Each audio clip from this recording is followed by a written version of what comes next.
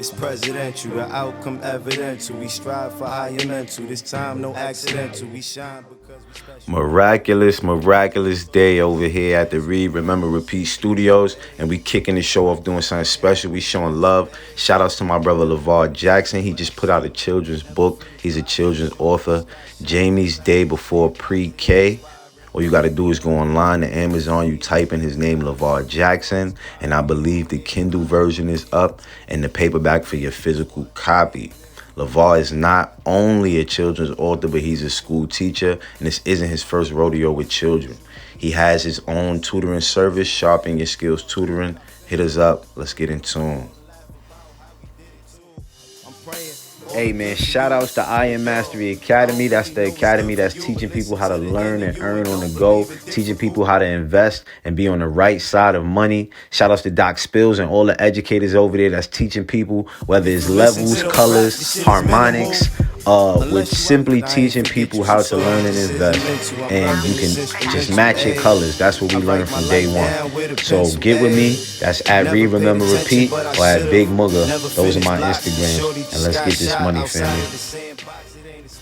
And big shout outs to NYCJAA. If not us, then who?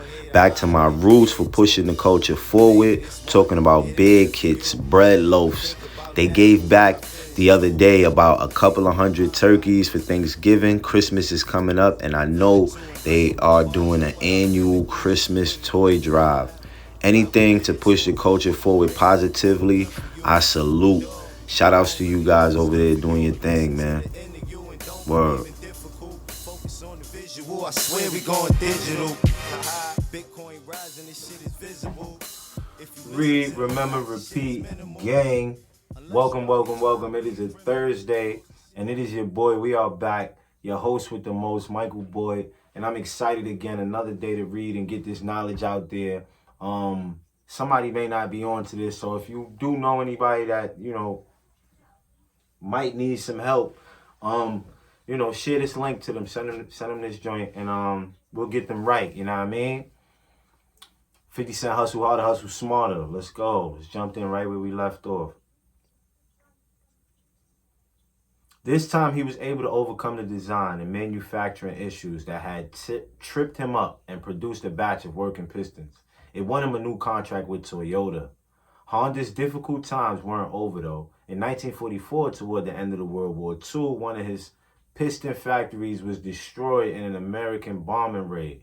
Then, only a year later, a massive earthquake destroyed another of his factories. Having two factories destroyed in 2 years would have been the final straw for most people. Even the most hardened hustler might not be able to get back up from that, but Honda still refused to stay down. He sold what was left of his company to Toyota for just 450,000 yen.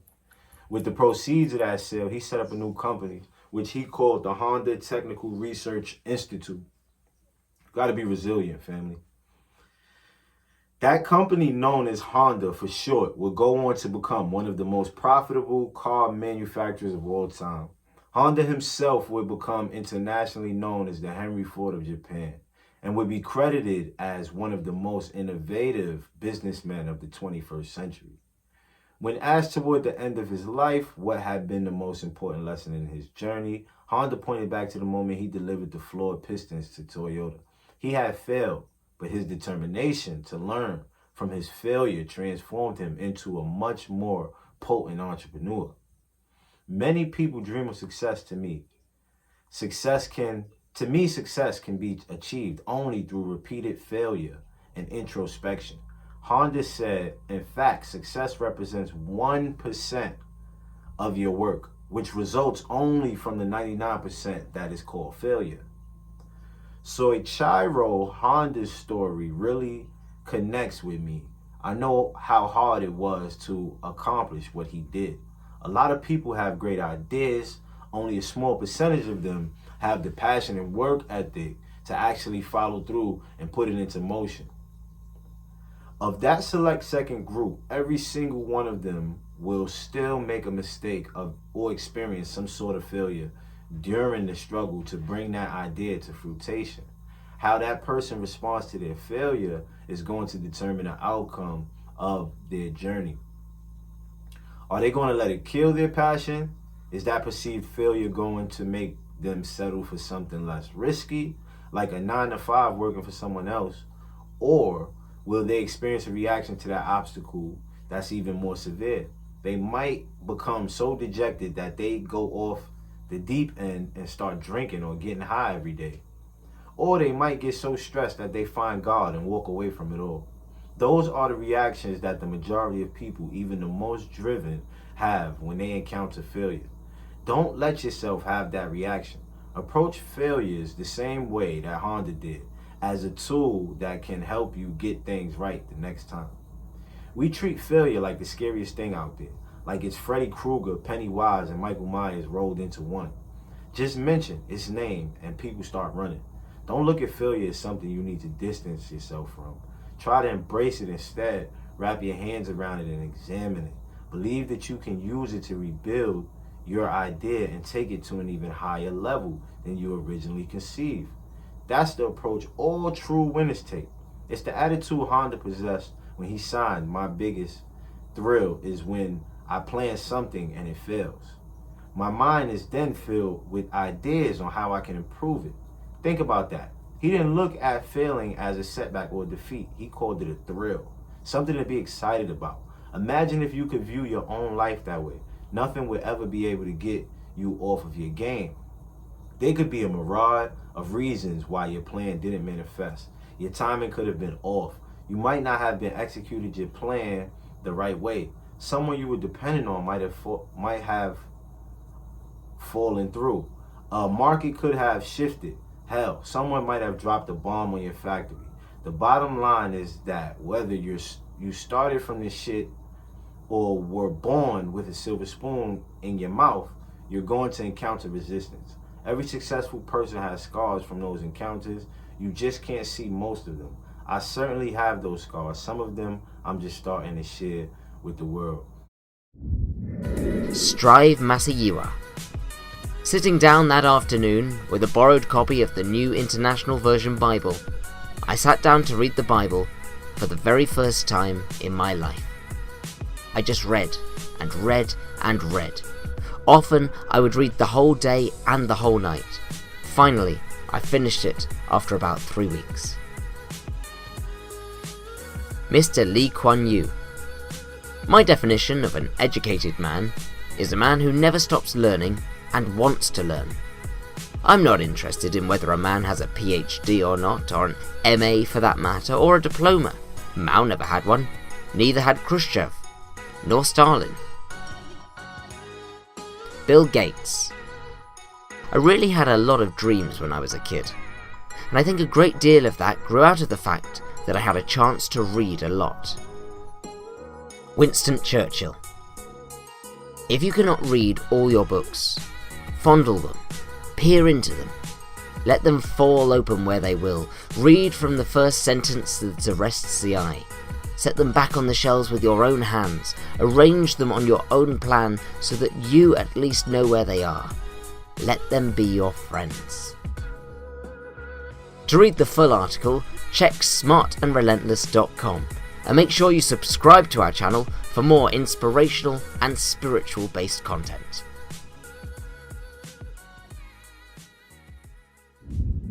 And we are back, family. I hope you got your water. I hope you got your snack. Tune in for the next couple of minutes. Let's go. For many years in the hood, we've labeled failures as L's, short for losses. The term has become a symbol of something you don't want to have associated with you. Man, he got to take that L.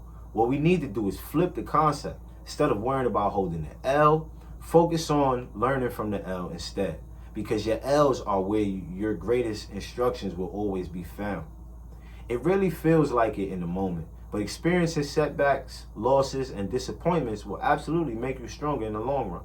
I've determined this based on my experiences and observations, and now science is even starting to back me up.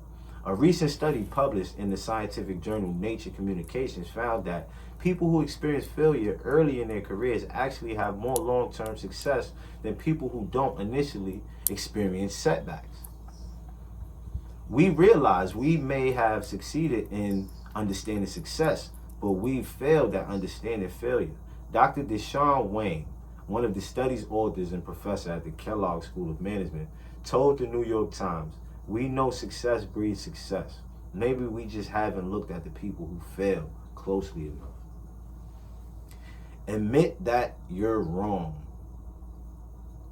The first and most important step in learning from your L's is identifying that you made a mistake in the first place. Maybe that seems painfully obvious, but it's actually the step that a lot of folks are unwilling to take. Let's say you and I go out for a drive. If I make a wrong turn and find myself in some neighborhood I'm not familiar with, I'm going to turn to you and say, "Yo, my bad. I don't know what I did, but we're lost. Let me plug the address into Google Maps and figure out where we got to go." I'm not embarrassed to say that I made a wrong turn. I'm not worried that it reveals me as stupid. I've identified that I'm in an uncharted area and I want us to both get to our destination. I'm going to do what I need to in order to correct my mistake. A lot of people don't share that response. They will drive in circles for hours and never admit that they're lost.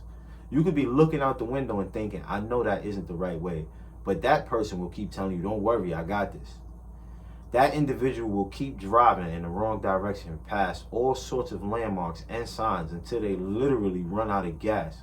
You'll both be stranded and calling AAA simply because that individual didn't want to own up to their mistake. I know people with this character trait. I've literally been in the car with people who drove for an hour in the wrong direction just because they don't want to admit they are lost. Try to tell them that, and they'll become even more adamant about not turning around.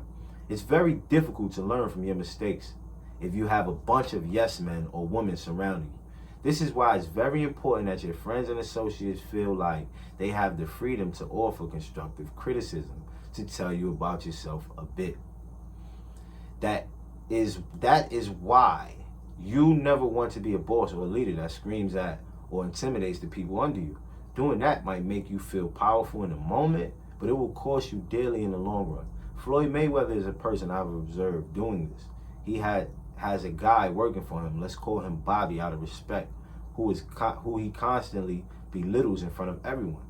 Floyd is generally respectful toward the people who work for him, but he says crazy shit to Bobby. Something relatively minor can come up and Floyd will smooth cuss him out. "What the fuck, Bobby?" He'll yell for everyone to hear. "What the hell is wrong with you? Get that shit right." Bobby will just mutter, "My bad, champ," before slinking off to fix whatever is allegedly wrong. The two of them are trapped in a dysfunctional relationship.